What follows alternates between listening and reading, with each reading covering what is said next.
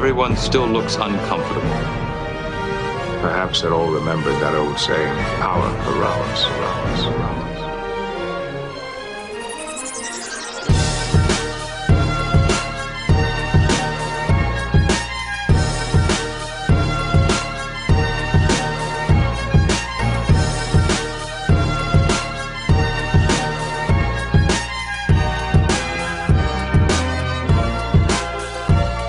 Hello and welcome to Second Officer Slog, your journey through all of the Star Trek books with me, your host M, and regular co-host, my number one, Jackson Tyler.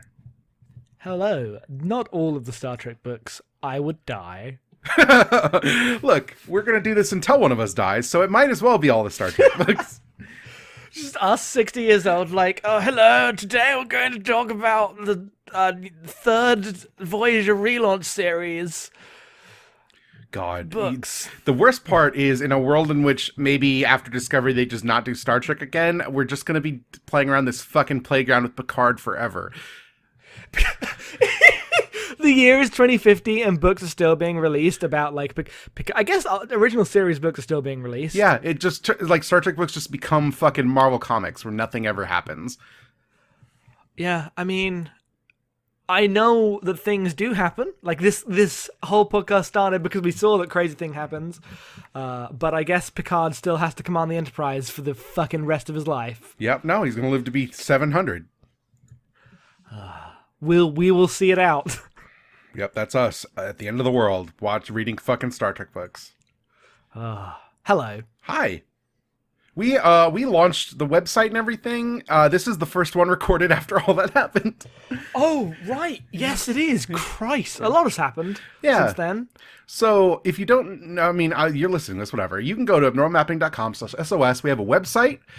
You can see the previous episodes. We're on iTunes. We have a Patreon. You can go to patreon.com/abnormalmapping and see all of the shows we do and help support them. If you wanted to recommend books for us to read or even be on an episode yourself, you could back at appropriate amounts to get that. Even if you're like, I don't read Star Trek books, but I like sci-fi. If you back enough, we will do an episode about your favorite sci-fi book. That would be a cool thing because me and Jackson actually aren't that well read with sci-fi in general. It would be a nice adventure. So that's totally a thing you can do. Yep. I still need to finish reading Ancillary Justice. Yep. And then the 2 books after it. Well, yeah, I assume once I get going, I'm not going to stop, because you make them sound amazing. I really like them. They're really good. So we're here to talk about Star Trek. We, as always, cover 2 episodes, and then a book, and then I think what we should do is we should announce what episodes we're covering, what book we're reading, and then announce next month's in case someone wants to skip around and not read, like, not cover the book or anything, that stuff. Just going to give the information up front. Right up top. Yes. Yeah. So, Jackson, what episodes are we covering this month? Today, we are going to be covering episode 18 of season 6 of Deep Space Nine, called Inquisition, which is written by Bradley Thompson and David Weddle and directed by Michael Dorn. And also, The Trouble with Tribbles, the 13th episode of season 2 of the original series, written by David Gerrold and directed by Joseph Pevney. They're both good episodes. They're good discussions. If you've not seen too much into DS9, then avoid the Inquisition stuff and also the book. But otherwise, it's just a fun Star Trek talk. You can listen to us talk about the Tribbles. Yep. And then what book are we covering? We are covering Section 31, Abyss, which is written by Jeffrey Lang and David Weddle, which is part of a series of books where Section 31 interact with Star Trek cast members, and they're very bad because Section 31. The Section 31 is bad. The books might be okay. We only read this one, and we'll get. We only read this one. Yes. No. I. That wasn't a dunk on the book. I don't think the book's that good, but that wasn't what that meant. Yes. Next month, not week. This is not a weekly podcast. Oh God, we could not keep this up. You're telling the people what next week is because I don't have them open. Yep, month, not week, Jackson. That's what I just said. Fuck. Next month we are doing a Counselor Troy and William T. Riker romance extravaganza with the episodes Haven, which is TNG Season 1, Episode 11, written by Tracy Tomei and directed by Richard Compton. And then we are doing TNG Season 6, Episode 24, Second Chances, written by Renee Echeverria and directed by LeVar Burton. The book we are doing is one that I read in my childhood. It is Star Trek Next Generation Imzadi by Peter David. This doesn't require you to know anything other than TNG, so it's like this is going to be the podcast to listen to if you're like, I don't know about DS9 post-relaunch things. This is the one. Because we'll have everything that everybody knows. We'll be talking about very familiar characters and not going into deep lore Star Trek bullshit. So please look forward to next month's. Listen to this ones if you're interested in this stuff, because we're going to have a good talk about some of the peculiarities of Julian Bashir and the bullshit of Section 31 for sure. So stay tuned after the jump and we'll get into the episodes and see you on the other side.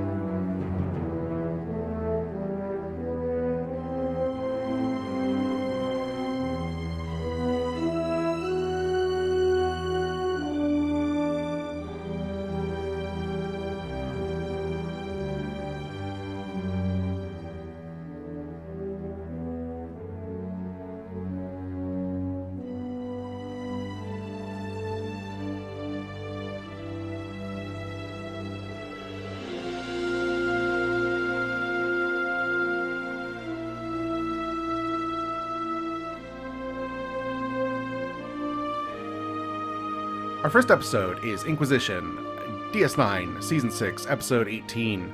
As we said, written by Bradley Thompson and David Weddle, directed by Michael Dorn. This is the introduction of Section 31 into the Star Trek universe. This opens with Dr. Bashir about to go off on a conference, because he's gonna just be a medical doctor and do the medical doctor things. I'm pretty sure in TNG also Beverly Crusher is abducted trying to go to a medical conference. Don't go to medical conferences if you're a Star Trek doctor. It's a bad idea. One of the plot points of this episode is how Bashir was also previously abducted while trying to go to a medical conference. This is not the first time this has happened to our boy. Oh, great.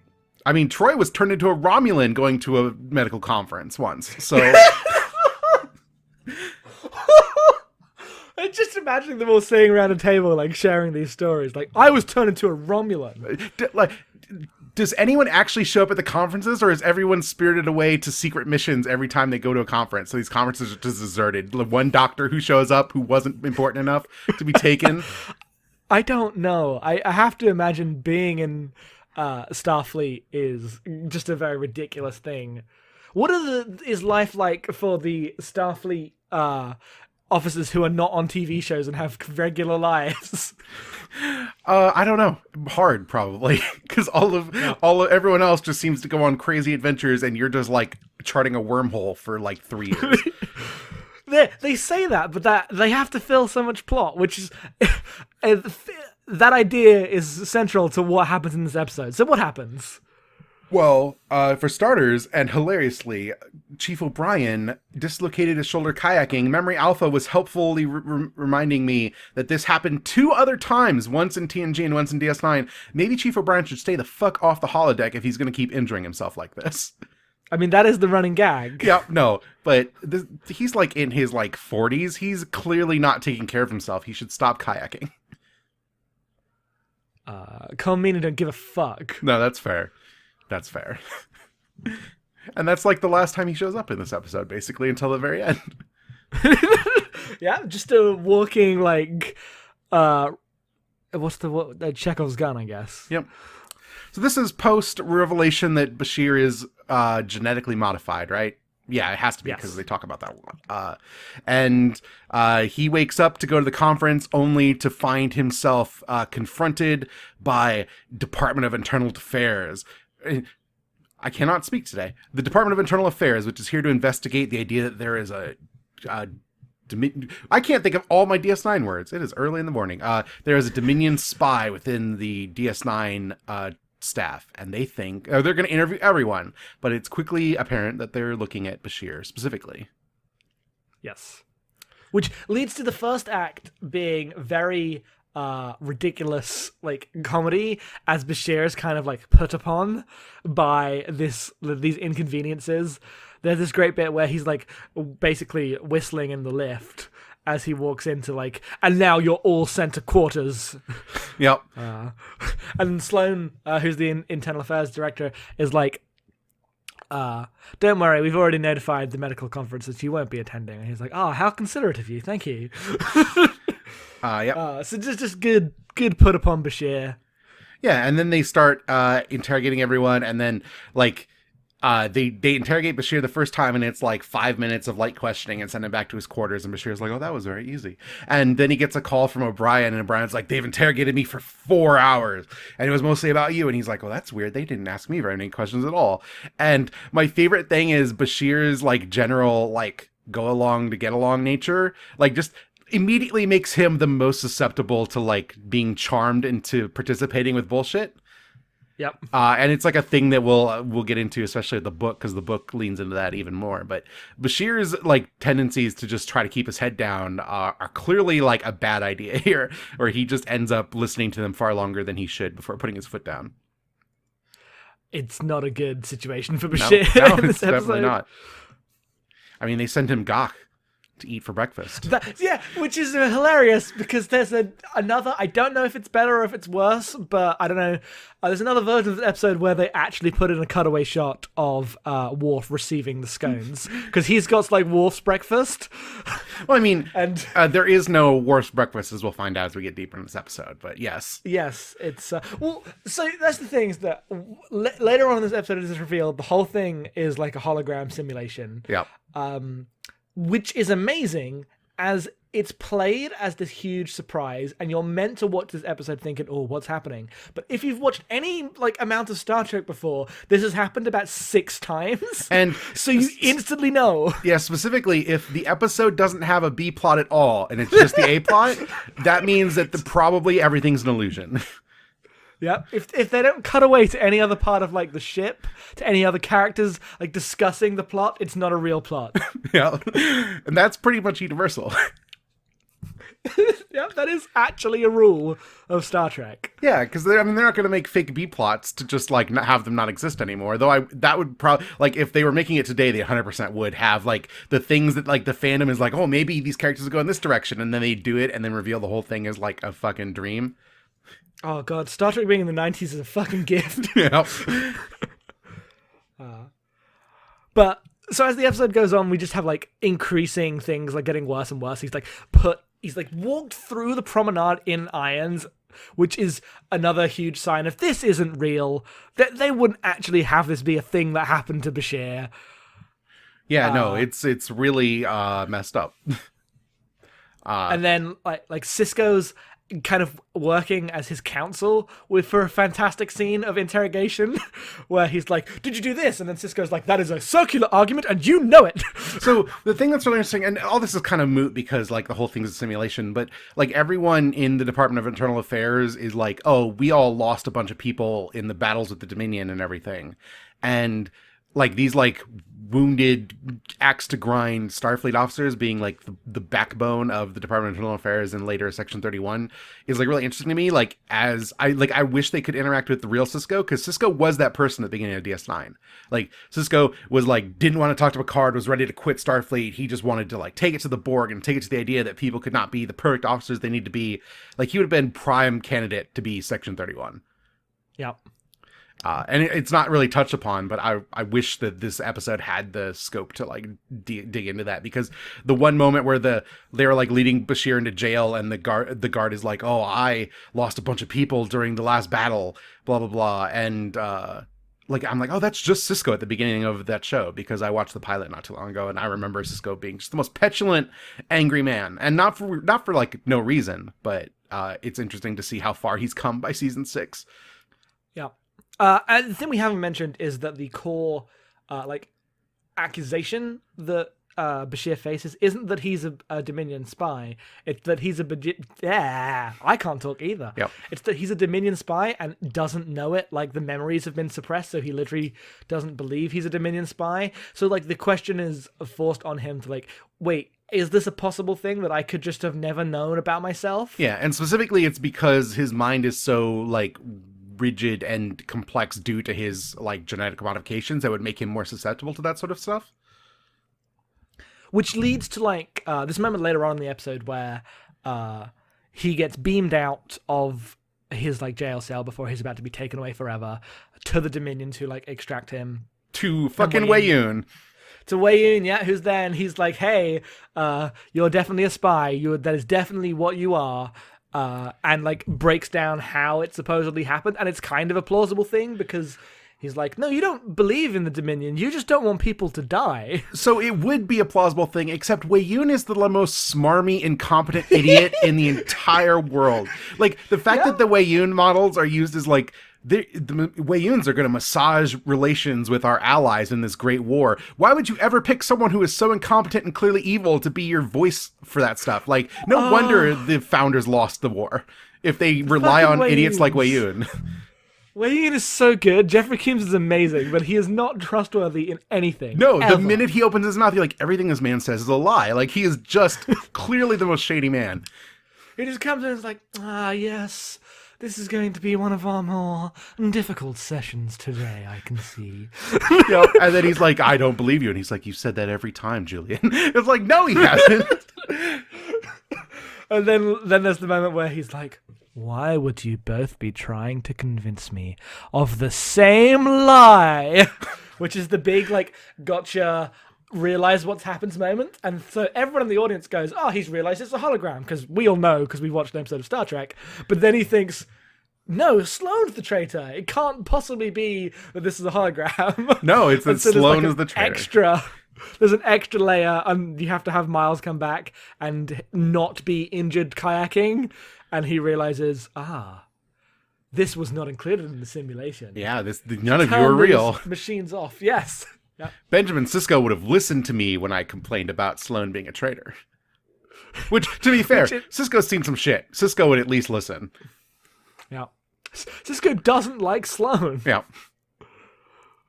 And then it reveals that it's all a simulation, and the Section 31 arrives wearing murder smocks. Yeah, so the final act of this episode is everything breaks down. He is exonerated from his accused crimes, and it's like, this wasn't the real interrogation. Like, we set this up to see like if your brain patterns confirm that this was true or untrue. Like, even his actions don't prove anything. They've got like a transmitter in his head that's been monitoring his like mental responses to this ludicrous situation, and they confirm that he's not a Section 31 agent, that he's not a spy, and then immediately start trying to recruit him instead. You're like, since you're not a spy, why not be a spy for us? Yep. Because in part because like Bashir is like a superhuman, but also like in his off time he enjoys playing spy. Like there's those holodeck episodes where Bashir is off doing James Bond shit, and it dovetails very nicely in his personality. Same way like Picard being Dixon Hill and like an archaeologist like actually go together very well in the way that Picard does archaeology. Yep. And I think that stuff's great. It also the like basic premise of Section 31 is super chilling to just show up in Star Trek. It is like maybe the single biggest like bomb that they put into the structure of what the Federation is in the course of DS9. Yeah, it's crazy. Like the fact that they're allowed to just upend the Federation like this in like one episode, in basically in one 10-minute reveal at the end of an episode is crazy. Because he shows up and he's like, no, we are just like a Black Ops like funded, organization who is within Starfleet. Starfleet knows about us, kind of, but they don't ask any questions. Yeah. And we're allowed to exist on our own and basically are given free reign to do the ill shit that needs to be done to protect the Federation. More importantly, like the idea of Section 31 was in the original Starfleet charter like over 200 years ago and created Section 31, and then they were given like entire autonomy to just do whatever for 200 years. So they're like deep cover that has never reported in since then.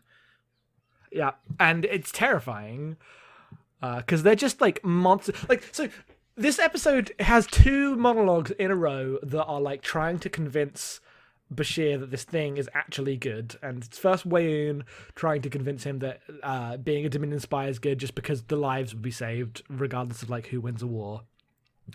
And then Sloane tries to convince him that Section 31 is like necessary and needs to be like existing in order to save as many lives in the Federation. But both of these monologues are delivered by the most evil men. Mm-hmm. Like, He's just standing there in the Starship Troopers Nazi uniform going, actually, I think you'll find that we have saved many more lives than we have taken. Yep. It's incredible. But worth pointing out, like, William Sadler, who plays Sloan, is like actually an incredibly good actor for this role and ends up selling it way better than the premise should. Like, Sloan, by all appearances and writing, comes off as like a super cartoony, evil, fascist man. But part of it is like Star Trek and part of it is the actor. Like, he's not wrong and you can sense his conviction in what he's doing. Mm-hmm. Yeah. Because I like how he plays off Bashir. Like, he never is angry at Bashir for, like, rejecting. He's like, oh well, I'm sure you'll come around eventually. Yeah, because his whole argument isn't that, like, what they're doing isn't evil. It's just that it's necessary. Mm-hmm. It's good stuff. I like the because this is another one of like Duet, one of those very theatrical people yelling back and forth at each other episodes of Star Trek, and both him and Alexander Siddig as Bashir just kill it. Yeah, like there's loads of interrogation scenes where he's just asking Bashir questions. I think my favorite one is probably the one where he's like asking him about lying about the genetic modification, and Bashir's just like, I was found out. Like the most grumpy child who knows exactly where this is going. Yeah. Like 10 minutes before it happens. It's really good. Yep. And then after he rejects them, basically they just send him back to his room and they're like, oh, we thought you were at the conference, as everyone like, he just immediately tells everyone. And one of the things I really like about DS9 specifically is in a show that like, in a different show or in a show that even came out like 2 years later, like Bashir's interaction with Section 31 would be like this deep, dark secret that poisons his relationships. And he just immediately runs off to tell everyone over breakfast. And it's great. But in that, like, Odo helpfully points out that, oh, this is just like the Tal Shiar, the Obsidian Order. Like every major power has to have black ops secret agents doing the ill shit that no one wants to do. Right. And as the most Starfleet officers, they're all like, no, we reject that. We could totally stand by our principles and do the right thing. And that's what we have to do. And that's the right thing. Hilariously, the next episode of DS9 is in the pale moonlight, which that's even more hilarious because Sisko has a line like, I don't know what I would do if I was forced to, like, if I had to choose between compromising my principles and like letting an atrocity happen. I don't know what I would do. And literally the next episode is he compromises his principles in one of the best episodes of Star Trek, to be fair. Oh man, one of the best shots of Star Trek is him like raising the glass. Yeah, it's so good. Oh, I just wanted to keep watching, but I had to go to bed. So, yeah, this is a great episode. The introduction of Section 31 is apparently very controversial. I wasn't watching Star Trek when this happened, so I don't know how the fandom feels about it. Like, I feel like this is the furthest they ever went in, like, we're going to undermine all of Roddenberry's utopian Star Trek-isms. But in the face of what Star Trek had become by season 6, I feel like it's, like, a really necessary thing. Because the Federation is, like, well-meaning, root beer drinking, whatever, would not have survived the Dominion War as is. Like, this isn't anime, the power of friendship doesn't hold up that well, you know? Mm-hmm. And I like the idea that everyone has to live with the knowledge that their continued existence relies upon stuff like this. I mean, I would say that this is not, like, later stuff happens in DS9 that goes way further than this. Sure, but I don't think much of that stuff actually undermines the idea of Star Trek the way this does. They win a war because of Section 31's genocide. Oh, that's true, but it's all because of Section 31. Like, this is the introduction of Section 31, and that's where this all comes from. Oh, sure. But, like, it is essential to the fact that they don't all get, like, wiped out. Like, I don't know. It is very interesting the way that DS9 completely, I didn't say undermine, but, like, completely shift its focus on, like, the people rather than the idea of organizations as things that will save us. Mm-hmm. Because especially as, like, DS9 is not a Federation station. It is an independent station with a Federation head who in the books actually doesn't have a Federation head at all. That is, like, Quark isn't Federation, you know, all these people kind of coming together and doing their own thing is what is way better.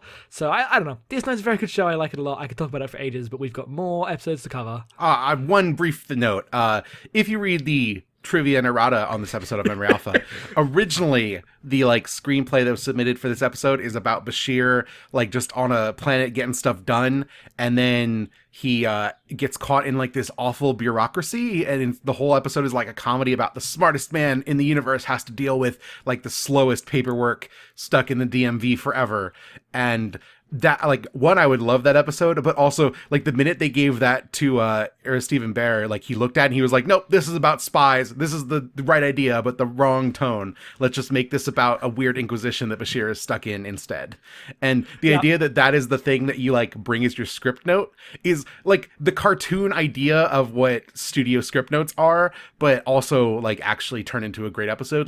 The secret of everyone the studio handed down these notes, we got to change everything, look at my writer's work, it is ruined, is that sometimes that's probably for the best and is a good idea. Yep, it's very cool. It is. I imagine being in the room and we've wrote this episode, what do you think? It's it's about how the Federation's a fascist state now. Bye. Yeah. So our next episode, Jackson, do you want to intro this one? Yes. Let me just alt-tab to the page I had up earlier. It is The Trouble with Tribbles, the second episode of Season 13 of the original series, written by David Gerrold and directed by Joseph Pevney, in which the Enterprise is going to Deep Space K7, as it is known, nominally for to a system with who is going to control this planet. Chekhov gives a big monologue at the start about the Klingons hold a claim, but then we hold a claim, and so we have to go deal with this stuff. And so they head over to the station to deal with this, but it's a very kind of small scale thing. I want to point out they all go on shore leave. I want to point out that the planet is called Sherman's Planet, which is the least Star Trek, but also the most old-timey sci-fi name for a planet. Yep. Star Trek planets have a very specific naming idea to them, and Sherman's Planet just sounds like some dime store novel planet, and I like that as this is still not the Star Trek that we talk about and love in many ways, and you just see the creeping in of the culture of sci-fi fiction of this era around the edges of these shows, and that's one of the things I appreciate going back to these now as an adult. Come on down to Sherman's Planet, which is claimed by both sides. So they head over to the space station, and Kirk immediately gets a call. They're on red alert. It's there's an emergency at the space station. Things are going down. So they assume the Klingons are there. Things are kicking off. And in fact, the Klingons are there. There's a ship docked at the station. Are they there at a start? Isn't it? It didn't the whole thing where they were oh no, that's not the first time. Right, you're right. That's the second time where they're there's a ship here. We're going to call them and let them know that Klingons are coming. And then it pans out to the Klingons sitting next to the station administrator. No, I remember that, yes. That's later on. In the first instance, the red alert's on, and they sprint to the bridge and what's the emergency? What do we need to do? They warp there, and then they go down, and the guy's hello, Captain Kirk. We need you to guard this locker of wheat for us. Quadro triticale. Oh, quadro triticale? Yes, quadro triticale. It's a high yield grain that can only, it's like a hardy wheat that will only grow the only thing that will grow properly on Sherman's Planet. So this is an episode that has a big reputation for being one of the main comedy episodes of the original series, specifically around scenes all the Tribbles multiplying. That is the concept of the episode. But it begins with 15 straight amazing minutes of Captain Kirk being lectured about high yield grain and not knowing what the fuck is going on, and walking up to Chekhov and is have you heard about this? And then Chekhov goes, oh yes, quadro triticale. The Russians invented that because Chekhov is a new character in season 2 because he wasn't in the first season, and his main character beat is that everything is created by the Russians, and that's great. And it's really weird given that one, it's I get of the era and everything, and I get its cultural importance in a meta sense, but in the fiction of the world, Earth's government has been united for 150 years at this point, and he's still banging on about Russia. And also, the thing that's hilarious to me is this is basically the idea they had for Picard in like the script Bible of TNG, if you remember. Like his whole thing was that he's proud to be French and he loves talking about how France is the greatest country in the world and was the first at everything. And the idea that like this kind of like broad comedy bullshit was going to be in TNG is like hilarious and kind of the most dated idea to me. I'm glad they did not go with this. In 3 lines in a row, Chekhov brings up vodka, Leningrad, and Cossacks. Yep. Leningrad, like, which at this point has not been named Leningrad in like 25 years for us. Yeah. Recording and I'm just like, do you think this guy might be Russian? I'm getting a feeling. Yeah. So yeah, they're all there to lecture him about the wheat. And meanwhile, as everyone's on shore leave, they barged into the bar where this cartoon huckster used car salesman named Cyrano Jones is trying to sell this like no nonsense weary bartender on buying a bunch of bullshit that he doesn't need, including Stygian flame gems, which were just like, it seemed like colored pieces of plastic that he laid down on the counter. And the guy's like, I have a bunch of those. And he just like puts out a whole case of them. And then he's like, what about this glow water? And he's like, I use that to polish the flame gems. And then he's like, what about this? And he pulls out this tiny little ball of fur, which is the Tribble. And Uhura's like at the bar and she's like, oh, that's cute. I like that. And it's like cooing and ridiculous. And it becomes this ridiculous comedy scene of them arguing over the price of this Tribble as Uhura falls in love with it. And I love how much this like old school vaudevillian comedy duo act just like bounces off of the Star Trek characters. The thing with the comedy of Star Trek, especially in like this episode, but all the episodes of Star Trek that are like funny, the best part isn't that the characters act out of character. It's that Starfleet characters are inherently lampoonable because they're ridiculous, stuck in the mud idiots sometimes. And the way that like street smart, like ludicrous characters bounce off of them is always funny. Well, it comes out of like how we was talking about the last episode that was originally a comedy, but then becomes like this fucking nightmare episode. These are very similar. Like you can see the link between how you go from comedy put upon Starfleet to incredibly serious fascists put upon Starfleet. Yep. Like they're not that different. And watching these 2 episodes back to back, I didn't realize how like a much of a through line there would be between them. Because Kirk is basically Bashir in the comedy version of this episode where everyone's like, well, now you've got to do this wheat. And he's like, what the fuck are you talking about? How does everybody know so much about Quadro Triticale? Well, I think it's, he's like, everyone knows about this wheat but me. Yeah. And then the line you were talking about with the Klingons is they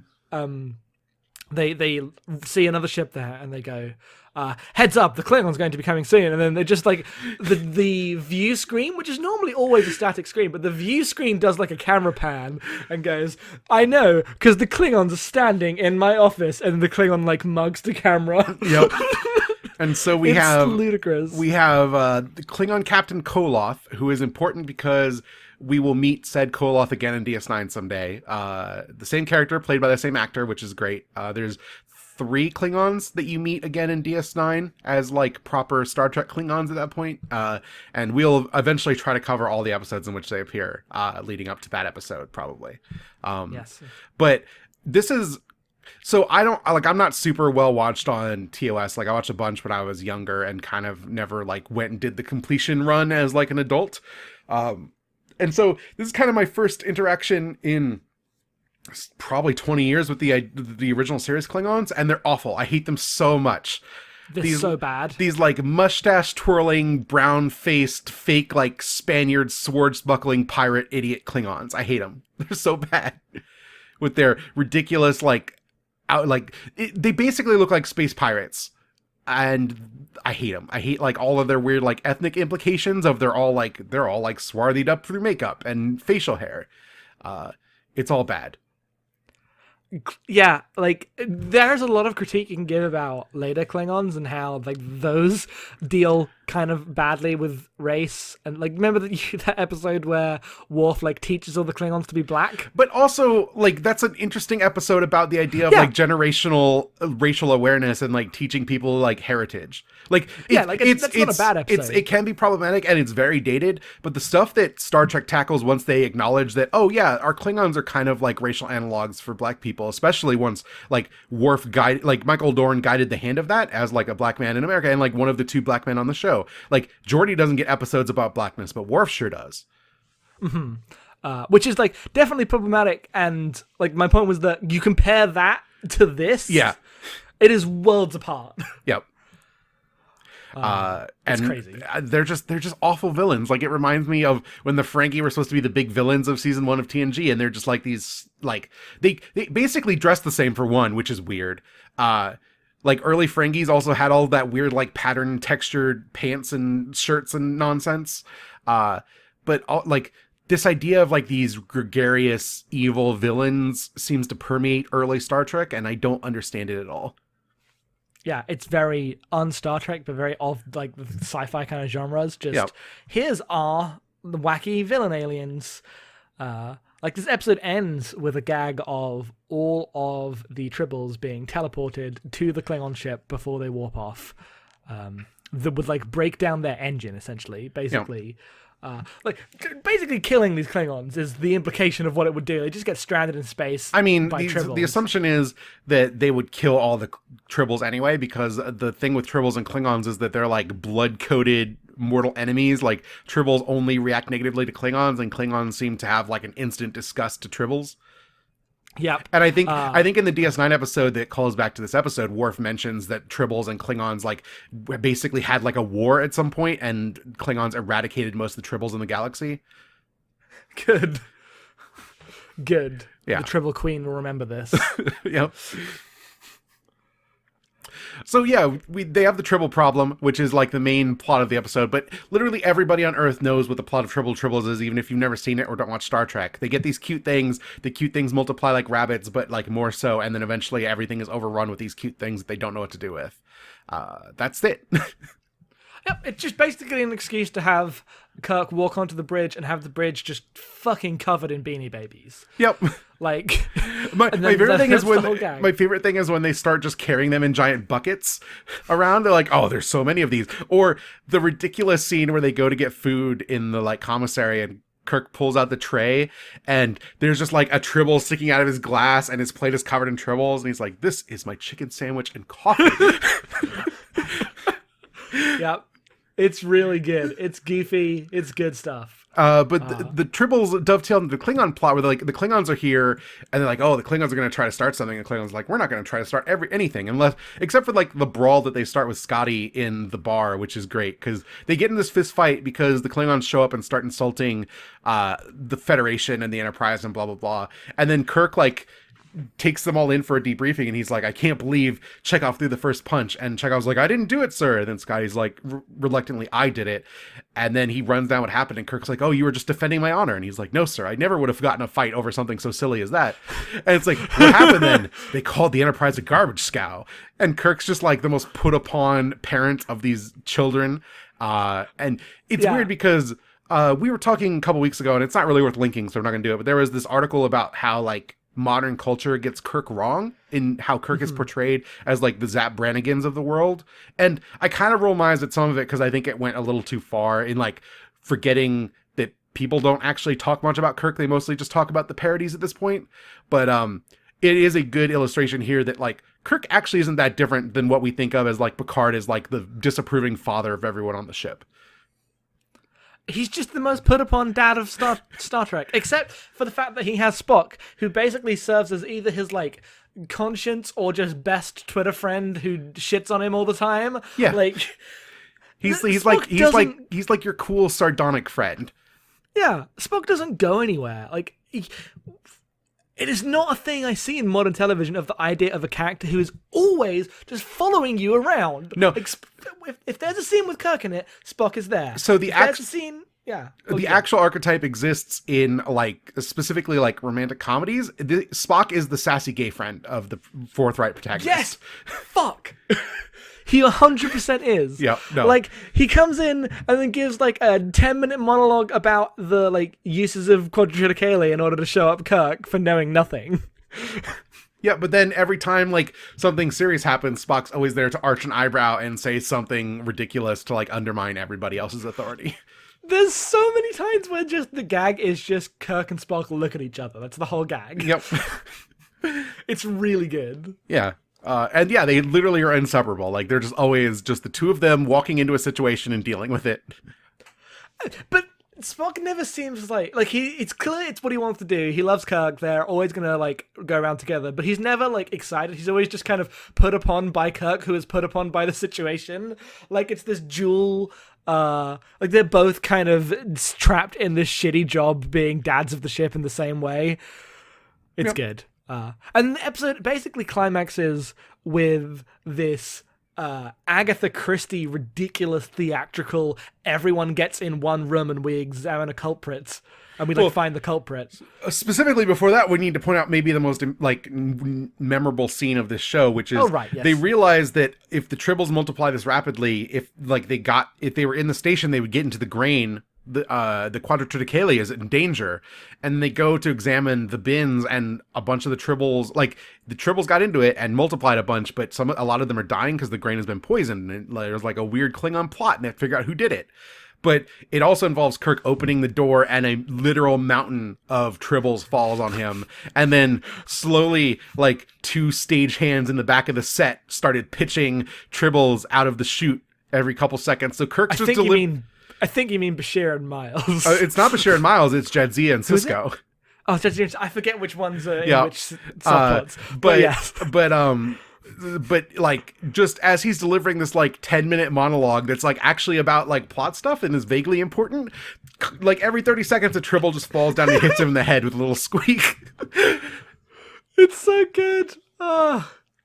And he doesn't like get up. He just kind of sits there, letting all these Tribbles hit him. He is actually buried chest deep in Tribbles, and it's amazing that there's just that many of them in that scene for no good reason. Oh, it's so good. Yeah. Some poor lady had to sew together carpet for like 3 weeks to make these Tribbles.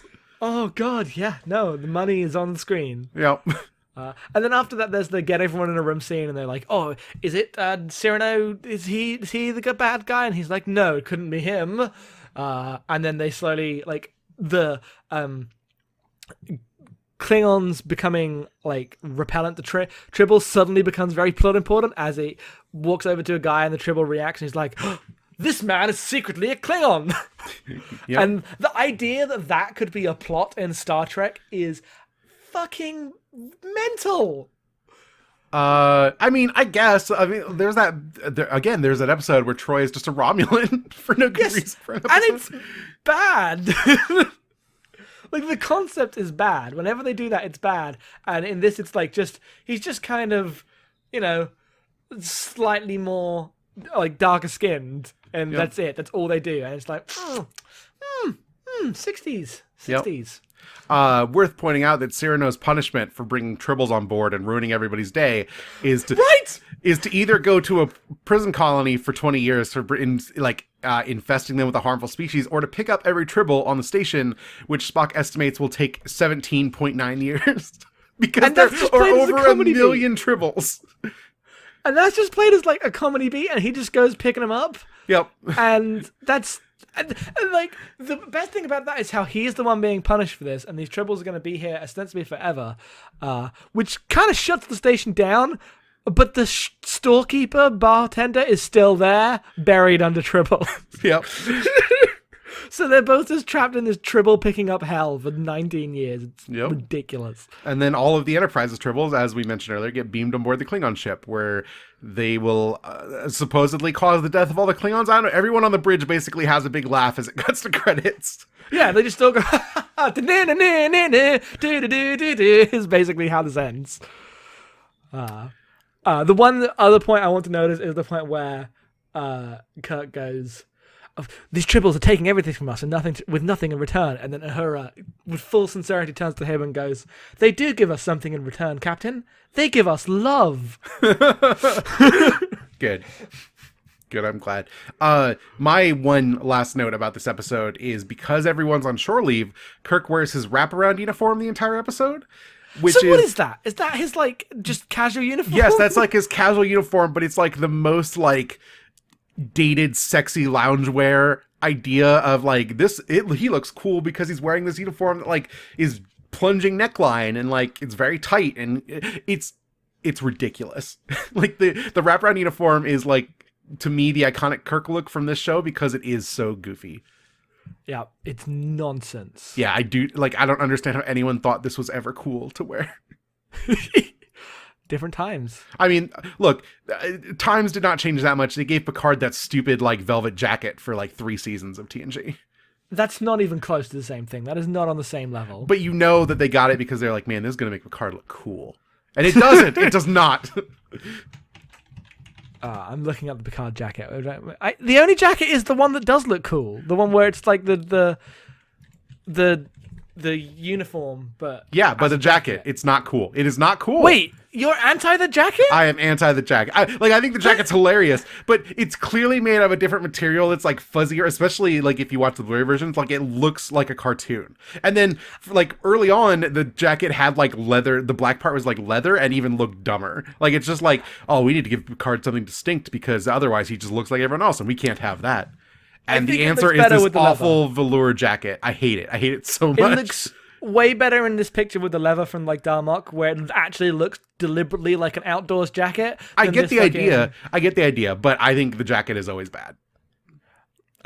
I'd say that I would hear you out on the indoor version. That's dumb, where he just looks like he's got a grey jumper underneath. But the one that's actually an outdoor jacket is fine. I don't know. Remind me when we get to the book to talk about Star Trek jackets and Vaughn's opinions about them, by the way, because I didn't actually write it down in my notes, but there's a line about it. Right, yes, right, well, what better teaser could we have?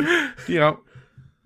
So, yeah, we're going to take a break and join us on the other end for Section 31 Abyss.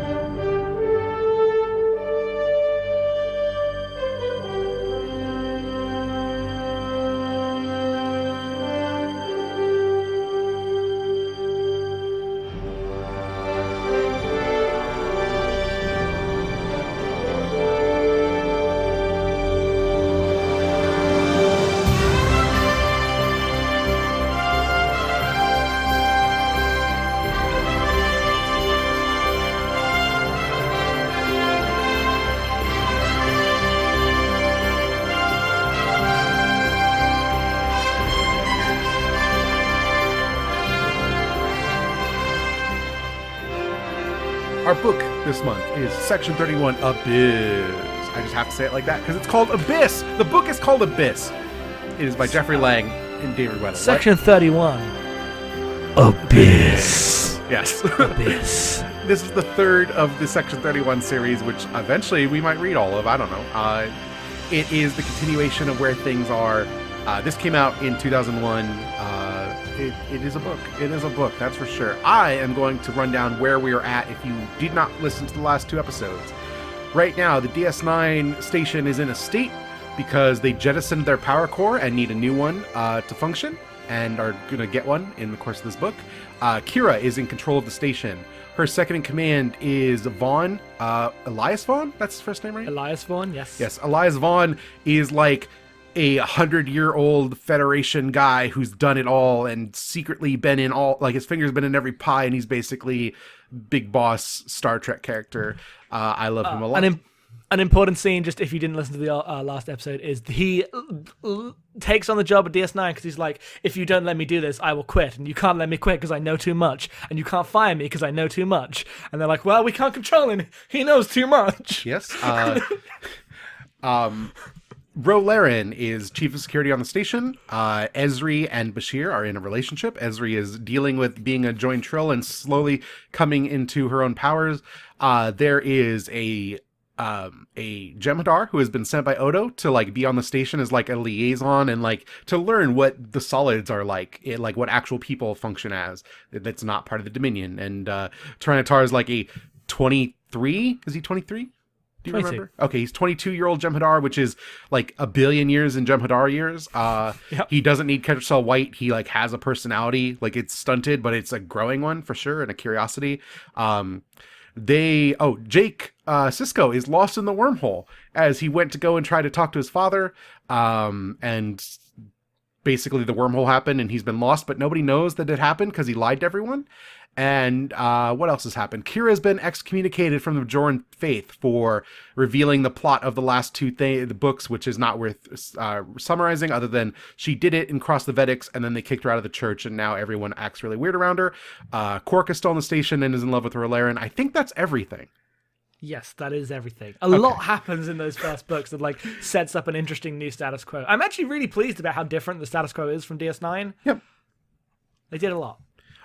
Worth mentioning, there are two new characters that are like vaguely important. There is where can I find their whole full name? The Andorian. Where are they? Shar.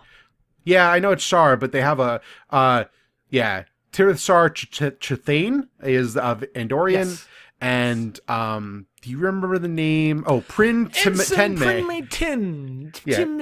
Prin Tenme is an ensign who had some like weird reactions when Vaughn showed up on the station, and we'll get into that. So Jackson, why don't you run down what this book is actually about? So this book begins with just the most cold open television bullshit with everyone standing around at ops, like vaguely talking about some plan that we don't know what it is that's going to happen for about 10 pages, as it is revealed that Nog has convinced the Starfleet Engineering Corps to drag Empoknor next door to DS9 in order to like transfer the power core and restore DS9 to its former glory. I mean, they weren't using it for anything. No, which is an amazing, like, a bit of, like, oh, someone figured out that was lying around and could totally be the solution in plotting. Yep. And their idea is to transplant the core, which is going to be a very delicate operation that will take the entire book, and then leave Empoknor kind of around for spare parts, because DS9 gets damaged a lot, and Cardassian parts are not easy to come by. And the important part of this opening, to me, is how it establishes Vaughn's role as secretly knows everything about everyone, because he's just that perceptive, as like goes around and going, that Nog kid's got some rough, sure has his issues, but he's got style. And everyone's like, why'd you say Nog has style? You're talking about Nog here. And then he warps in with all those ships and a giant station in tow. And he's like, nice working with you, everyone. And then Vaughn's like, I told you he had style. Yeah. It's pretty good. But then after that, we go into the plot proper, which nominally is Bashir and Ezri are going on holiday. Which you don't know won't last, because the book is called Abyss. They're going to Earth. Because Bashir is going to show Ezri his like life and family and stuff. Oh, I actually fucking want that book so bad. Yeah, I know. That'd be so good. The relationship is so fucking doomed. Oh god, that'd be amazing. Yep. And so before the Section 31 like intrudes in this plot, there's a whole chapter of you waiting for that to happen, as Bashir basically monologues about the value of packing. Being Julian Bashir and being a cartoon man, one of his hobbies is that he's very good at like speed efficiency packing, which is a real thing people do, where you like try to be as like light packer and get it all like neatly tucked in and packed well so you can just look at it. If he existed today, he'd have a YouTube channel where he just told you how to pack a good suitcase, and I would probably watch it, to be fair. Oh my god. Oh my. Bashir as like here's what I got today. Bashir is just Drew Scanlon. Yep. Yeah, no, for sure. I mean, that's just a whole YouTube subculture, right? Like, yeah, I know. I hadn't like made that connection, but god. Yep. So then he's like talking to Ezri. Well, his whole thing is like, oh, Jadzia was a pretty good packer too. Maybe I'll just go blah, blah, blah. And he goes in and Ezri's like busy just making a pot because she's like, I decided to get in touch with my prior selves today. And Bashir's like, oh, you're useless and you need to get ready and we need to get going, blah, blah, blah. And they don't have a fight about it, but Bashir's just being a jerk. And then when she's like trying to get things together, he walks into the other room and there is Agent Cole. You killed the other one, so it's me now. Did Sloan die? I don't actually remember those episodes very well. Yeah, the plot of the ending of DS9 is all about Miles and Bashir going into Sloane's dying mind in order to get the cure for the God, I don't remember that genocide. At all. I can't wait to watch DS9. Oh, it's the one. It's like it's the one of the like finale arc that is Miles and Bashir's like quest, which is like one of the darkest episodes, but it's also just a buddy episode with those two for the last time. It's pretty good. Okay, that's fair. No, that sounds great. But yeah, Sloane's gone, so we have Agent Cole, who comes in and basically gives a monologue about how you are going to work for us this time, and here's why. And you basically have 2 whole chapters of him laying out this situation, while Bashir is like kind of drugged and incapable of fighting back, but it's clear they don't actually like want to hurt him. They just want him to do their dirty work. Yep. And he explains over a long time, because they keep getting interrupted in tangents, that how do they actually explain it? I'll explain. So there's this guy named Locken, and he is also a doctor who was genetically modified when he was a child, like Bashir. And he was on New Beijing. That's the city, right? New Beijing. New Beijing is the city, yes. Is the city, planet, station, whatever, that was attacked during the Dominion War, and everyone was killed except for Locken.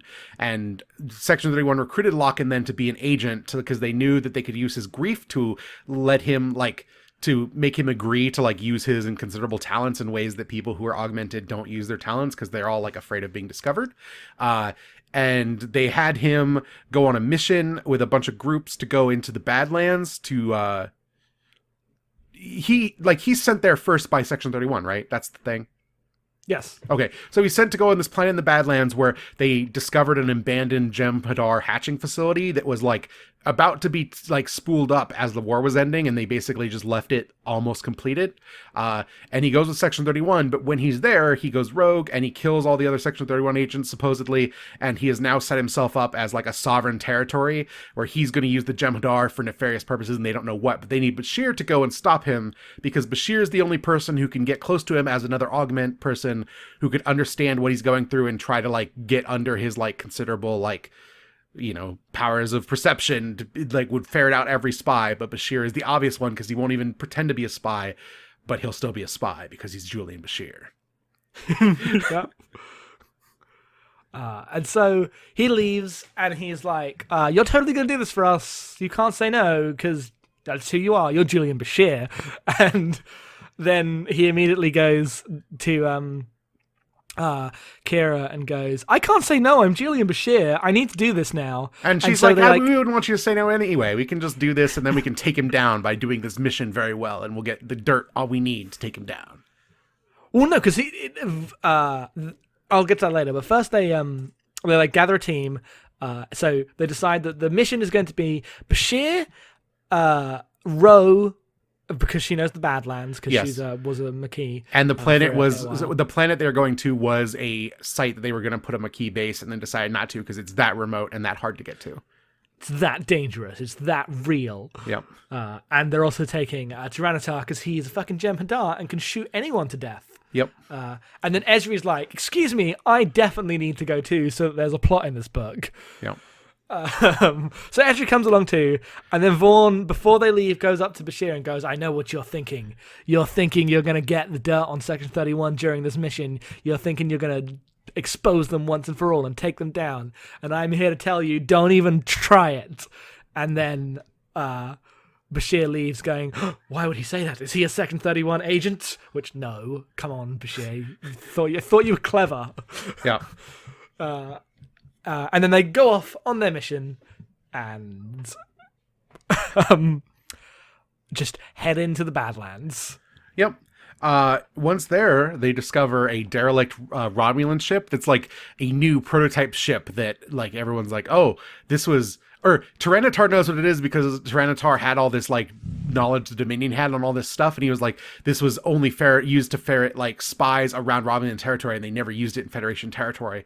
But it's been here, and it's been, like, gutted, and everyone's been killed and tortured on the ship, and they find a message from Locken where he's, like, basically called himself the like new Khan Noonien Singh, and he's like, this is the new Federation, and we're gonna overthrow the old Federation, and this is here as like a warning to everyone, don't come into my territory, blah blah blah. It's a very ridiculous thing because like, he's like clearly set this ship up to be like, okay, here is the place that they can teleport on. To the left we have the big scary thing. Then they're gonna go down this corridor, and then they're gonna see one body, and then they're gonna find the other bodies, and then they're gonna see the message. Like, and Bashir's like, this is the most theatrically placed nonsense thing.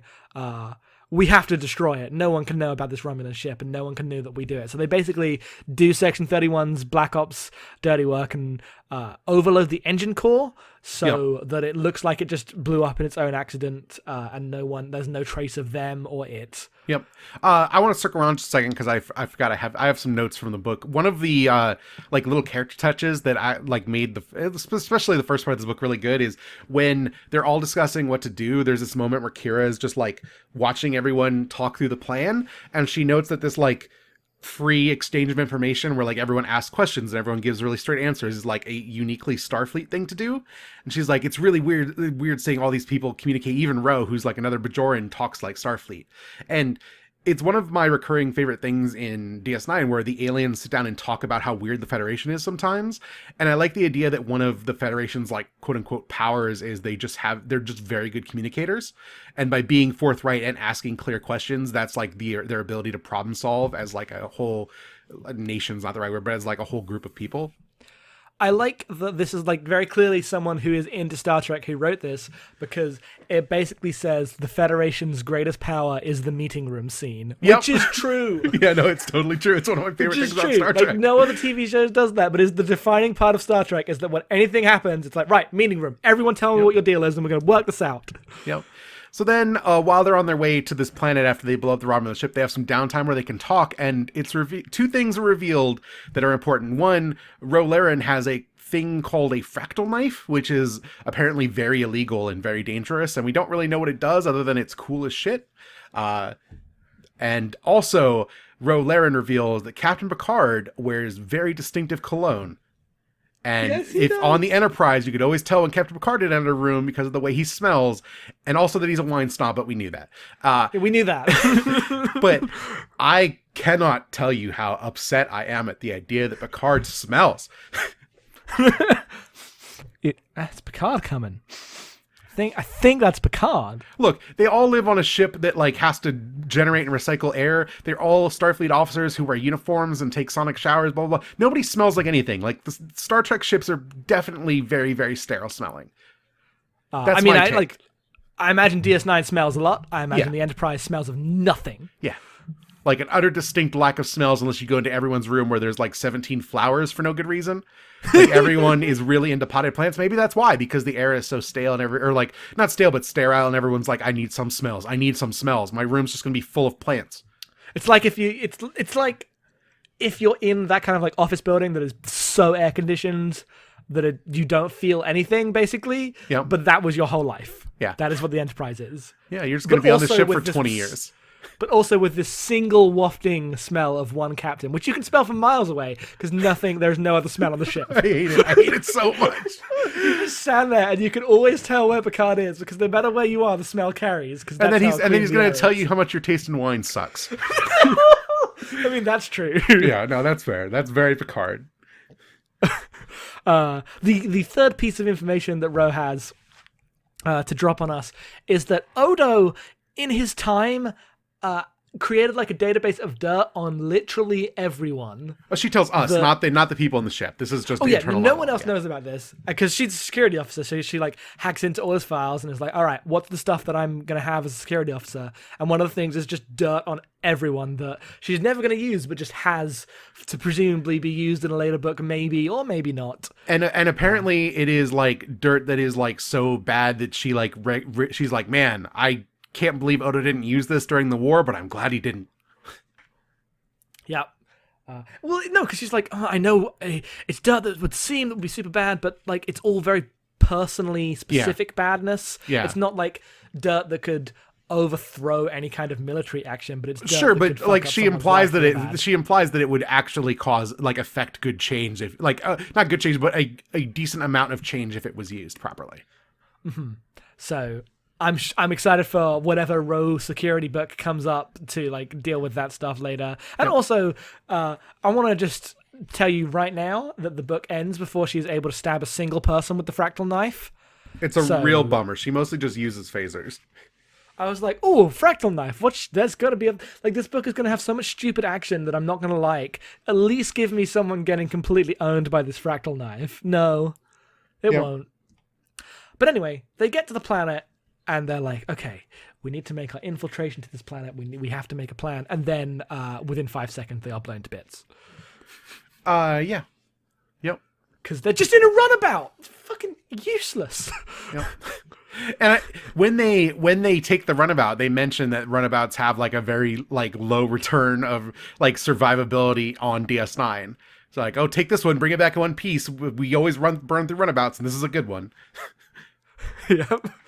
And immediately are attacked by like a weapons platform and like attack ships that are these monstrosities that are cobbled together from like Romulan and Klingon and Federation parts that are all just like strapped together, but like really expertly strapped together.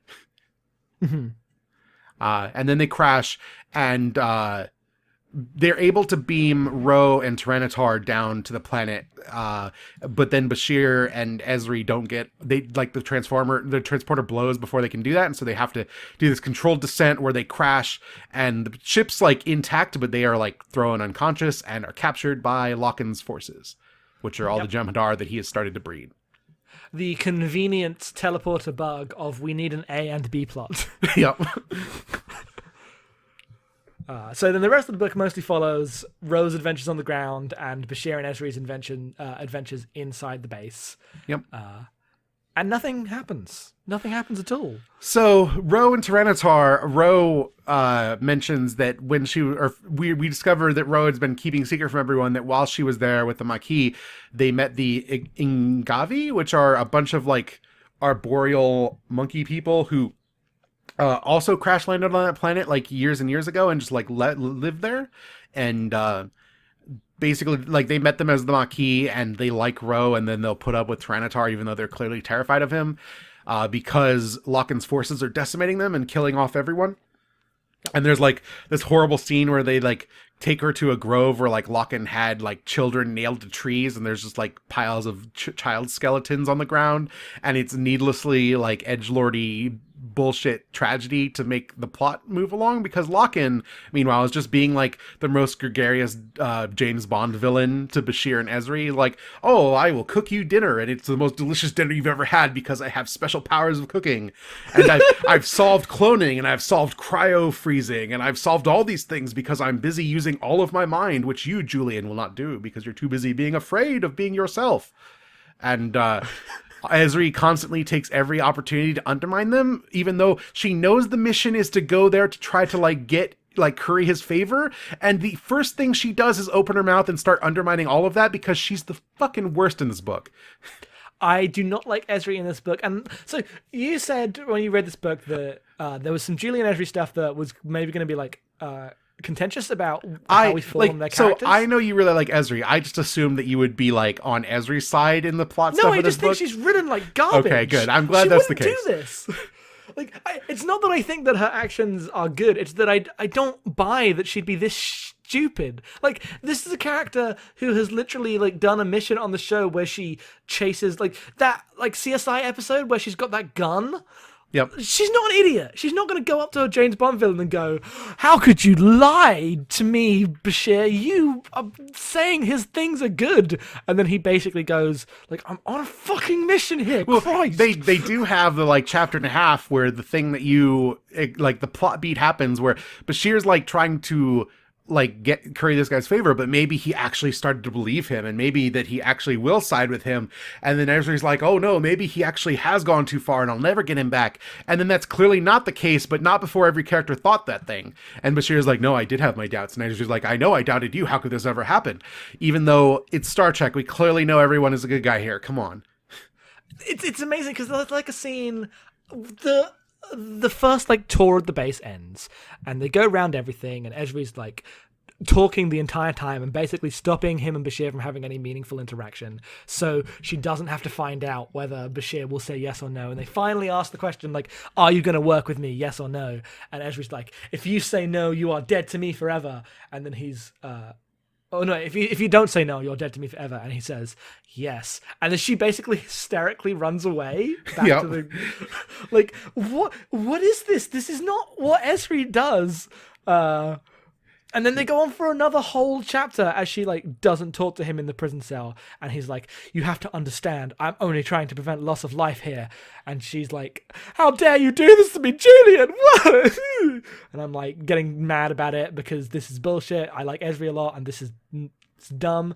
And then, obviously, that scene ends with her being left in the cell, Julian taken to, like, work on the super weapon. No, so what happens is they basically almost get in a fist fight about it. And as that happens, like, Julian, like, goes to, like, cover her mouth to tell her to shut up and, like, slips her something in her mouth. And as he's, like, let out, she's like, oh, it's a comm badge. Julian said we'd lost the comm badges. He was clearly working on this one in his cell when he was being petulant. And so now she has to, like, do that to, like, short out the force field so she can escape, which she does. So while Julian's off doing the thing he was supposed to do, now Ezri gets to do some, like, Black Ops sneak around some vents, which mostly involves her complaining about how dusty the vents are and sabotaging some shit. These vents are dusty. I've never been in a dusty vent before. I am but a frail woman. Yep. And so while she's doing, but I mean, she does manage to, so as this is happening, Ro and Tyranitar basically get the Ingavi to, like, expend the last of their effort in, like, a desperate attempt to attack the Jem'Hadar, because the Jem'Hadar are not trained well. Like, there's a lot of Tyranitar basically being like, these Jem'Hadar are weak. They're barely worth being called Jem'Hadar. And he, like, kills, like, 15 of them before he's captured, and has this conversation with their first where he's like, you serve a false god. And then he's like, tell me about the founders. And he tells him about the founders. And then he's like, my god is immortal, or your god's immortal. And he's like, no, my gods are totally immortal. We just worship them anyway. And that idea causes the first to, like, have, like, a break of faith, to where he's like, well, there are no gods, there are only us, and we are slaves. And decides to just, like, he decides that he's going to, like, guide the course of the Jem'Hadar. Meanwhile, Ezri is, like, poisoning all of the Ketracel White to cause the Jem'Hadar to all sleep, which allows the Ignavi to survive their, like, Ewok-like assault on the base as, like, a desperate attempt to stall for time while Bashir and Ezri do something. It all works out pretty well, actually, all things considered. All the plots, like, converge in one very specific way that allows everyone who is important to survive, while a lot of people we have never heard of die. Yep. Shocking. So everyone meets back up again as they lock it, and then the first. I think the thing we need to do is the actual plot of the book, which happens when these plans are revealed. And Locken finally, like, he walks into the room with the, you know, all the terminals, and sees Bashir working. He's like, you have betrayed me. And Bashir's like, yes, I did come here to do that. Well done. You're very smart. And reveals that, although he could... Oh, I guess we should mention what Locken's plot technically was. Oh, right, to create a super virus thing.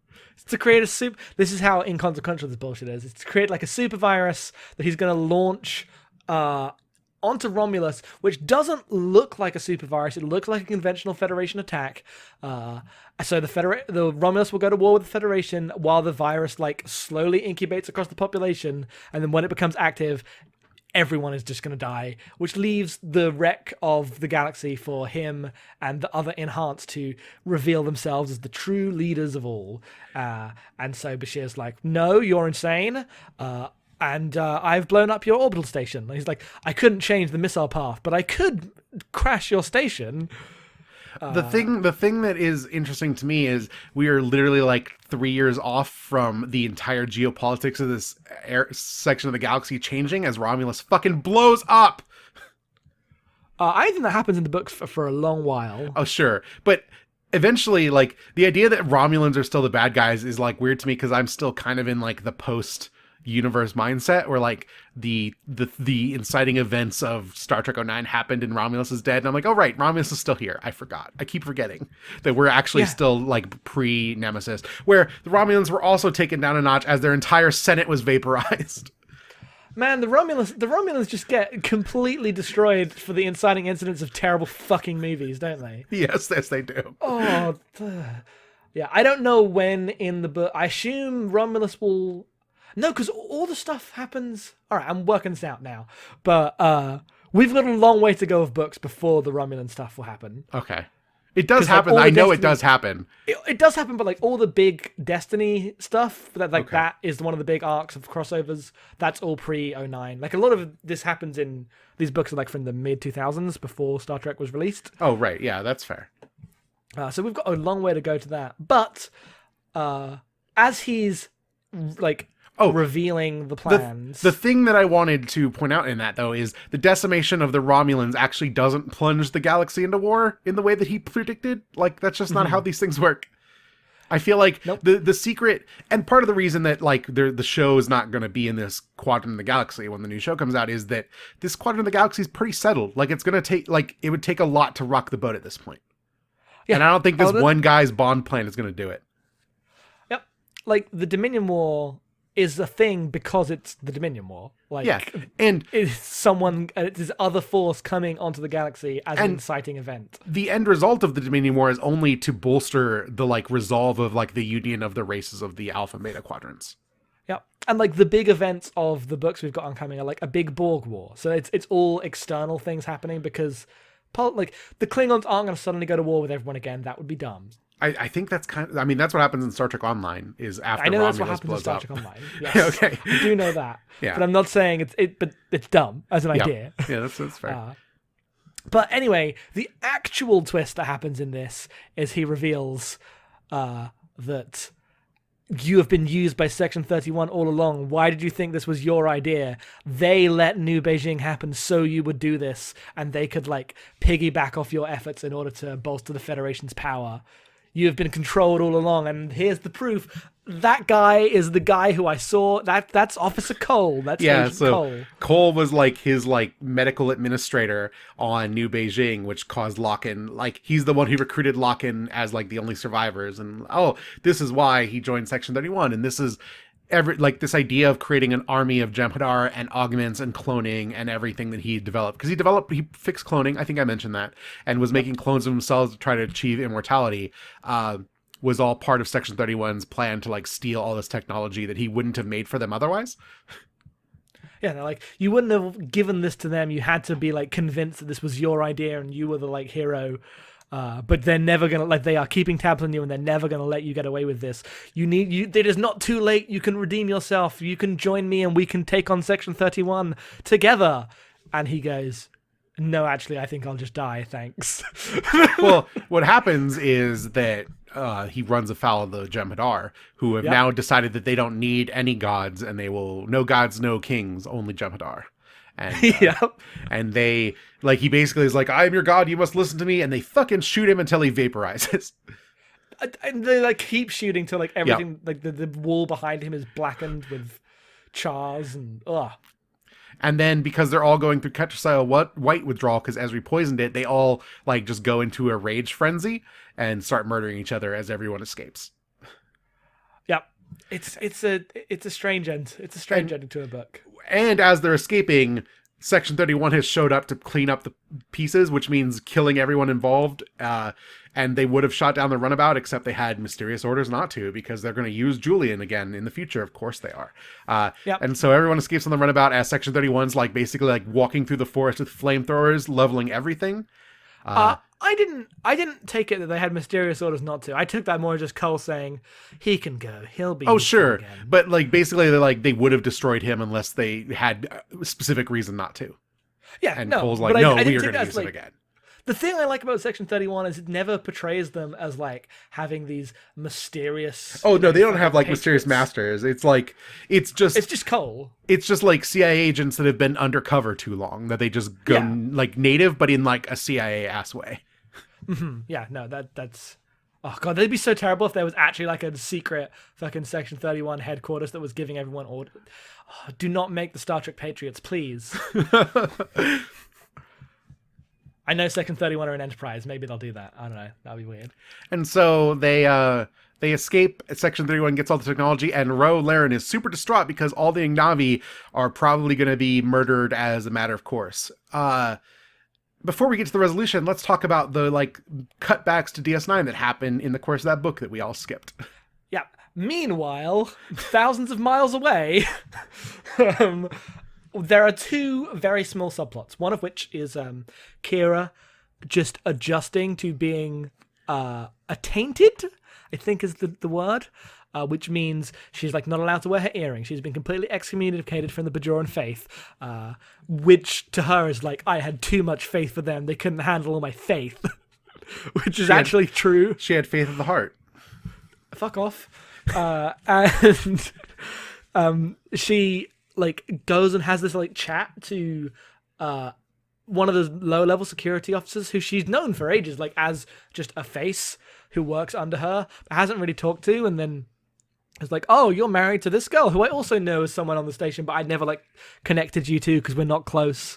And they just have a really good conversation, and there's a moment where she's oh, say hi to her for me, and he goes, I will, but she knows he won't because she's one of the faithful, so she hates her. And I just really love any time where they let procedural interactions on on DS9 happen, these quiet moments where you get to see what DS9 is as a place. Yeah. And I'm glad they're taking more opportunity to do that now they have books to work with. And then she's also contacted by the Bajoran ambassador to the Federation, who is an old friend, and basically goes out of his way to not quite but explicitly warn her that she's definitely being under watch, and that the Bajoran government might remove her from the station if she doesn't keep her nose clean from now on, in the most roundabout possible way. Yeah, there's a whole scene where she's oh, is he gonna threaten me? Is he gonna give me try to take away my power? Is he gonna is he looking for all these things? But then by the end, it's very clear that he's keeping up appearances while basically saying, "Be careful, don't fuck up, because they're looking out for you." Yeah. And the thing I like about this is that it goes out of its way in both those scenes to show that not every Bajoran is just the Kais, and they're all there is a the Vedics, that's the word I wanted, but there's a whole level of Bajorans that are just yeah, you've been really solid to us for over a decade, we're gonna side with you in all of this bullshit. You're Kira Nerys. Because it's not the thing she did is hated by everyone. It's hated by the faithful, but it's more that she undermined the faith in order to she leaked information, and a lot of the Bajorans are happy that this was leaked because it was important and crucial information about things that they believed in. It was stuff that the church was keeping hidden. Yeah. It's very 101 whistleblower plotline, and it's being handled mostly fairly well. I'm excited to see what they do with it in later books.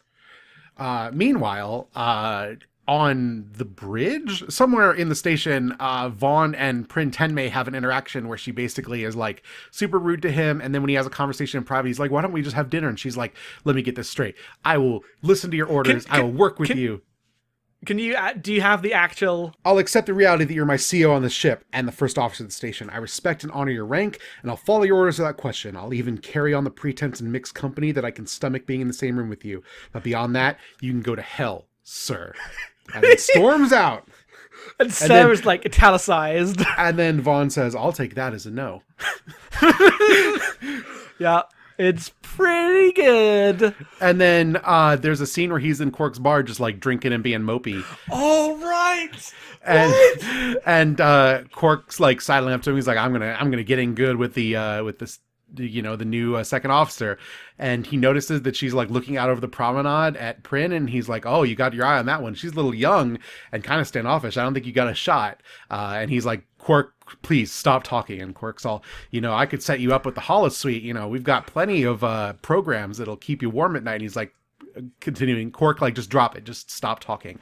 And Quark keeps going, and then he's no, you don't understand, she's my daughter. And it's like, well, I guess the next drink's on me then.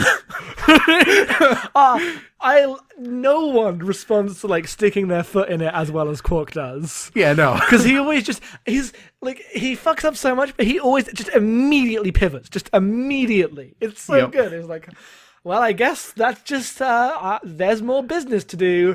Business. Goodbye. Yeah, no, it's really good.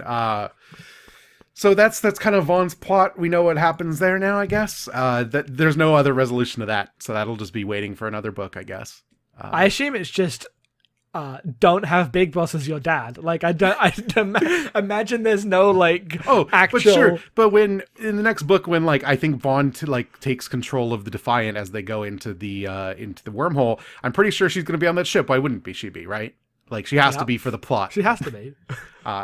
So yeah, everyone's back and being debriefed and everything. Julian and Ezri, after all of this and all their problems where they almost actually got into a fight, are now super in love again because apparently this doomed relationship is going to go forever. What I like about this is that while this apparently strengthens the relationship, if they had actually gone to Earth and done all those things with like Julian's family, they would be dead by now. This relationship would not be still here. Yep. And then they have this moment where, like, everyone is all upset, and Ro is most upset because the Ingavi are, like, clearly all killed, and she's like, oh, everyone's like, maybe someday we can go and send a survey team to see what's left, and she's like, they'll all be dead by then, don't worry about it, I hate everyone.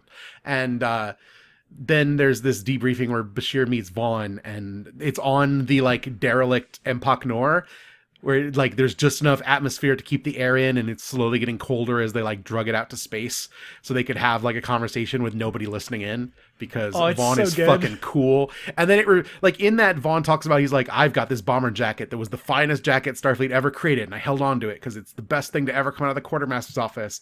And the way he describes it, it's clearly like the bomber jacket that Kirk wears in like Wrath of Khan, the one with the big collar, like the burgundy one with like the white piping on the sides, which is the coolest Starfleet jacket. And also the idea that Vaughn is just like this man who wears like a DS9 uniform all the time, but when he goes out he picks up this jacket from like 3 eras ago, is one of the coolest things. I love it so much. He is old enough that he has just lived through these different eras of Starfleet uniforms enough to just accrue a collection. Yep. And he likes this one, and that's what he wears.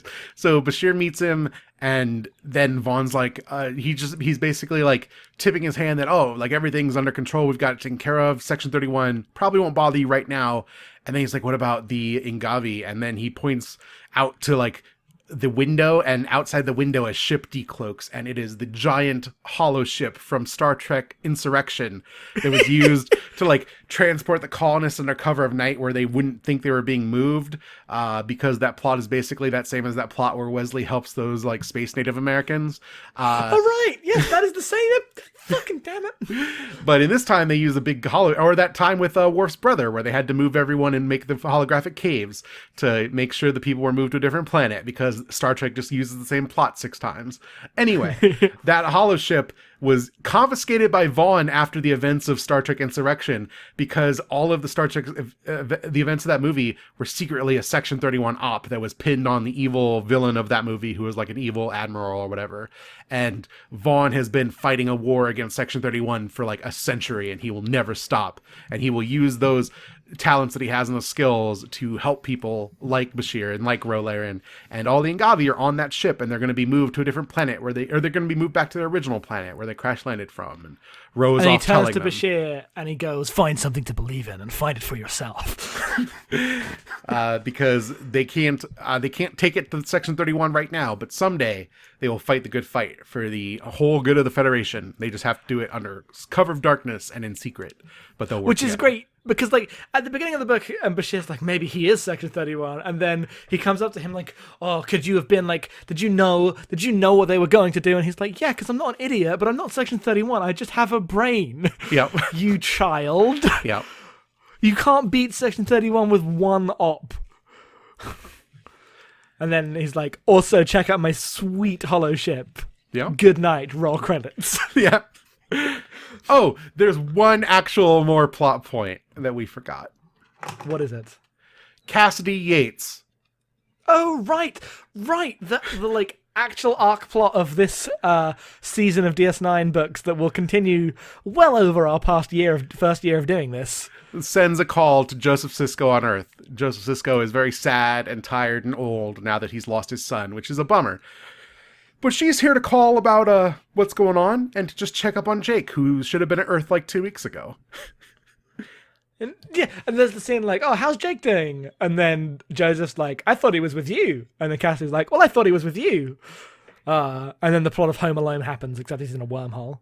Except Joseph's, and she's like, oh, I hope Joseph's not going to have a heart attack with me on this call, which is ludicrous. And no, now they know Jake Sisko's gone, but he's been gone for like weeks now, and no one's actually paid much attention. But whatever, he's not in linear time. He'll be fine. The best part is that, like, they don't know where he is, but it's clear that they're like, he probably went off to the wormhole. Yeah, they're like, oh, he did something he must not want us to know about, which basically is like one thing. Yeah, like, there's no worry that he could have been, like, killed in some crash or something. They're like, oh, he's gone to the wormhole. It's okay, well, we'll deal with that next book, I guess. God damn it, Jake. No, he's good. Jake Sisko's going to be in that wormhole for, like, 5 books. Are you kidding me? Oh, I bet it's not going to be till that one that's called Unity where he comes out. Because I know that's, like, there's, like, 4 S.D. Perry books, which I'm going to assume are the core of this arc. We've had 2 of them. And those will be the ones where Jake shows up, is my guess. Great. Good. So that is Star Trek Deep Space Nine, Section 31, Abyss. 5. As you said, it's kind of a bad book. It's basically like another Bashir James Bond holodeck episode, but like as a book that's deathly serious and not a fun time. And I don't know why you make that. Clearly they wanted to make all these Section 31 books, which are really like, what the fuck is Section 31 interacting with Picard like? We're going to find out someday. Apparently so, because my word. Yep. One of the things I actually like about like Section 31 looking at this is the way in which the mere existence of Section 31 like actually ends up poisoning everything the Federation does, even when they're not involved. Yeah. Like the idea that the Federation could be capable of this and no one's going to know just colors everything with like a sinister intent. It basically turns the very like the Gene Roddenberry utopian ideal into, even if it's still that sometimes, it's still like done by the arm of like a state power that could be fascistic. And the fact that it has that potential automatically makes it suspect and like imperialist in a way that it wasn't even before. Like, it takes the rose-colored glasses off of everything Star Trek to just see it what it baldly is, which is a bunch of, like, humans and a couple aliens going around colonizing the galaxy. Yeah, it's a depressing time. So, I don't know when Section 31 will come back. I assume they will figure into other plots before the, like, next Section 31 books that happen decades later. Yeah, probably. Agent Cole. Because every Section 31 thing has to end with, like, they're still watching you, Bashir. They'll be back one day. Yep. So, that's it. Let's do questions real fast before we get out of here. We do. We have one question. All right. We have one question today from at Siberian Pine. Question is, when I binged all of modern Star Trek as an undergrad, I never got to Enterprise before life got in the way. Now that I'm an adult with limited free time and lots I could be watching, do you think it's worth it? If not the whole thing, are there any standout Enterprise episodes to you guys? So, standard episodes is really hard for me because that's not how I watch TV. I'm one of those people who, even if I've decided that I'm going to watch all of a show, even if I hate large swaths of it, I will never skip anything. Just I'm either in or I'm out. Yeah, like that's just how it's gonna be. Like if I'm gonna skip an episode, if I actually feel like I should skip this episode, I will drop the entire series. I just won't keep going because if I feel that way, I should do something else with my time. That said, I am one of the biggest Star Trek Enterprise defenders I know. I think it's a great show. If you've watched all the other Star Trek, you will be primed for it because the thing that Enterprise does that like basically necessitates a high buy-in, which is probably why it wasn't particularly popular, is you have to care a lot about minute Star Trek bullshit, which is great for us because we run a podcast about minute Star Trek bullshit. But I get that your average person doesn't actually care that, oh, here's this weird bit about like how the Klingons got their foreheads or why the foreheads were off, like different during the original series. Or here's a bit about like augments when Kanduni and Soong, like way back when that was still like a thing people were deathly scared of. Or here's how Earth and Vulcan like formed into a more like what's what I want, like a like agreement as equals over like the weird paternalism that the Vulcans would show to Earth as like this race that just pulled itself out of a third world war. All that stuff is in Enterprise and is explored really well, and that's the thing that it does great. I think it's a really cool show. I get that it's not for everyone, but I think it's definitely worth your time. It's also only like 4 seasons, like it's fine. I would say I'm watching it. Oh, go ahead. Yeah. I would say if you find season 3 a little trying, know that season 4 is full of like really great episodes and just power through, because season 3 is like one big long arc and it clearly shouldn't be. It should be like maybe like 16 episodes and not like 24. But it's a whole 24 episodes of one. Yeah. It goes too far, but it's interesting enough and it has a lot of wrinkles and it's cool. It's worth doing. But season 4 is like basically the ideal, which like every episode or 2 is like a 1-2 part. It's like basically like mini Star Trek movies at that point, and it's great. It's amazing. Season 4 of Enterprise really found its footing in a way that I find remarkable. I've only seen most of season 1. I've almost finished with it, but I am enjoying the show a lot. I'm continuing through. Need to pick up the pace because of this show, but it's good. I'm enjoying it a lot. It's a good show. If you have questions, you can send them to podcast@warpmapping.com. Just put, I'd like you to put Second Officer Slog in there, but if you don't, we're going to read them. We don't get that much email. Let's be real. Next month, our episodes, as we said before, are the TNG episodes Haven from Season 1, Episode 11, and also Second Chances, which is TNG Season 6, Episode 24. They are Troy Riker episodes because we were reading Imzadi by Peter David, which is one of the biggest, quote unquote, like one of the most known TNG books. It'll be all Riker blah, blah, blah, blah, blah. We've been recording for an hour and 40 minutes. We'll be all Troy Riker all the time. If you were here for Troy Worf, stay tuned for like 2 years from now when we read Imzadi 2, which is about that stuff.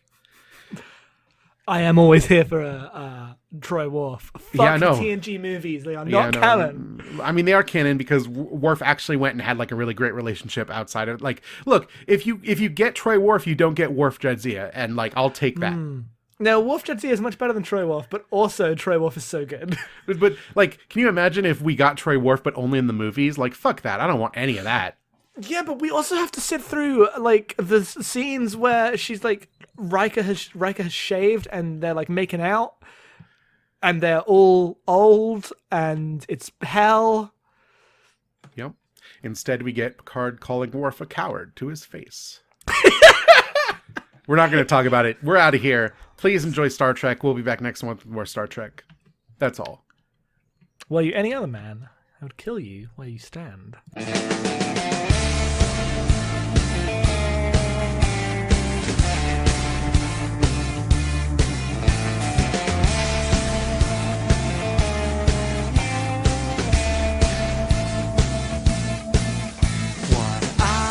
Shadows protecting his fellows from sun up to the moon on his back. Sent the villains to Hades, a hit with the ladies, a stallion in the sack. You can't get your laugh back when right follows left, Jack. The more you see, the less you know. When others would leak it, his service, his secret plates. Godwin, it's your time to go. Country safe and sound with villains 6 feet underground, and no one knows because no one's found any trace of a man for all seasons. Loves him and leaves him alone, so alone. And you and I wouldn't have a clue who's doing what, why, when, and who. Up the creek with no canoe. Watch out for the man for all seasons. Loves him and leaves him alone, so alone. But Sanford, oh.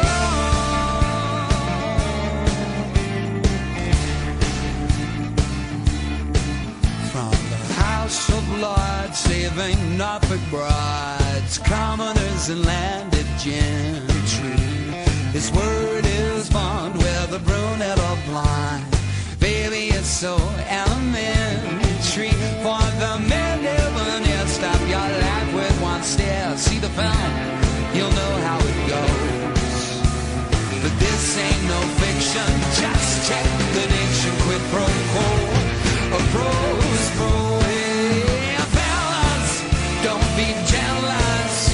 When they made him, they broke the mold. So charismatic, women automatic, never prematurely shooting his load. Ah! Queen of country, safe and sound, with villains 6 feet underground, and no one knows, cause no one's found any trace of a man for all seasons. Loves him and leaves him alone, so alone.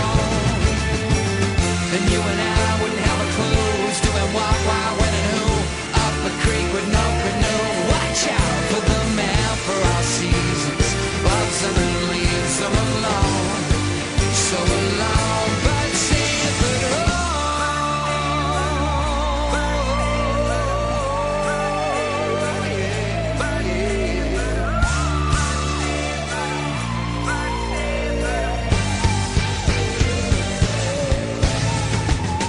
Queen of country, safe and sound, with villains 6 feet underground, and no one knows, cause no one's found any trace of a man for all seasons.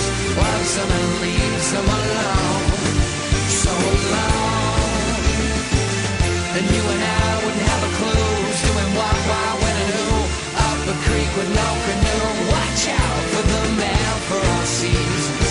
Loves him and leaves him alone, so alone. But